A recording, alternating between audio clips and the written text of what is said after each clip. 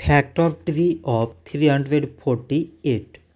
So 348, it can be written as 2 times 174. 2 times 174 means 348. So 174, it can be written as 2 times 87. 2 times 87 means 174.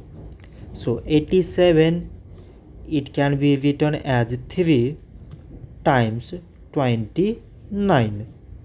3 times 29 means 87.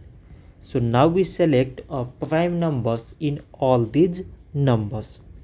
So prime numbers are 2, 2, this 3 and 29.